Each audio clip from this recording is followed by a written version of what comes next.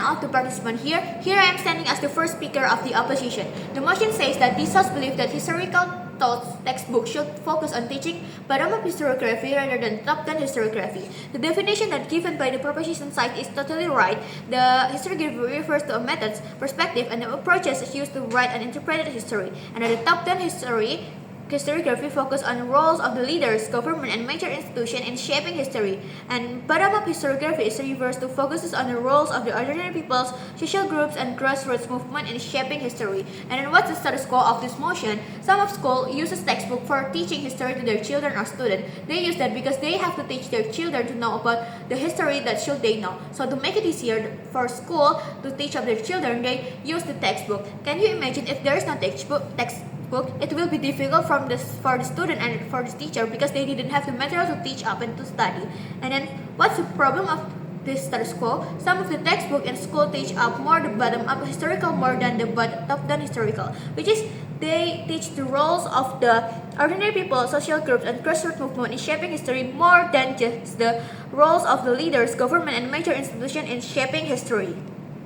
It will make the students are misunderstood. Why can't say that? Because they'll think that the changes or the work can be started from the grassroots or the ordinary people, which is totally wrong because changing something in a country needs a model, they need money, they need a strong position to be the winner, and it's not something that ordinary people is having. A proposition says will say that changes has to be changed by the grassroots people. But let me explain this. Who's gonna move the ordinary people when it's not the government, the leader, or the major institution? Everything has to be leaded and started from the top bottom, not the bottom up. So our stand for as the opposition side from the government, the motion says that about this House believe historical textbook should focus on teaching bottom-up historiography rather than the top-down historiography. Is we firmly not agree and not gonna accept that motion because of the reason is the changes is bring up by the leader, not by the ordinary people, and we want let our students have the understanding that changes can be moved to by the grassroots, which is that statement is totally wrong because when we want to make changes, we need a leader and we need the agent of changes that is having the strong position, and all of the things is not owned by the ordinary people or the bottom-up people.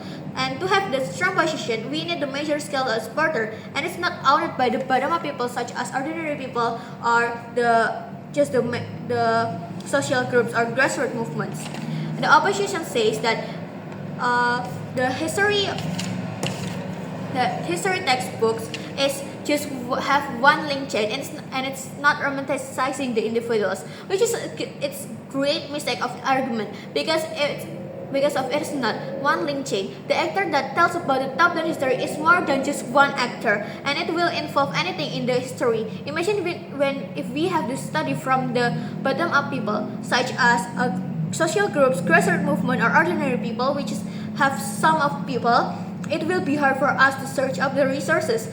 How many people that we should asking up just for the search of the materials? How many perspectives that we get from that many person, and how we can make all of them perspective sources in being in one conclusion? Can you imagine for just one historical history? Such as Independence Day in Indonesia, we have more than one perspective. There's a perspective from the Soekarno, social groups, publics, or the opposition team of Indonesia, which is Japan. And if we talk to them from one to one, it will be hard and it takes a long time for us just for search up their sources. But we only have a little time to summarize all of them because students will need it as soon as possible for learning. Imagine if we have the long time of the searching up the sources, so the student didn't have time to study and they just gonna graduate it with that historical knowledge. And books writers have a different perspective when they write the book. So they will write a book with their perspective, and students will study with one more than just book. So it will make them can learn the other perspective from the other books. And then if we search for some people and asking one people, some of people have a different perspective, and that perspective sometimes they're creating the government, and why we can do that? Because it will break the unity. It is danger to a country that may have just become the independent, because the country that may just have the become independent they need the strong national unity. And then the proposition teams says that changes small is coming from the small scale and going move to the professional scale. But in the problem in a status quo, I've said that the small scale will not move anything or do something without the move from the bottom up people such as the government or just the leader or the major institution. And small scale will not get a strong position without the authority from the top down people such as the leaders, governments, and major institutions in shaping history.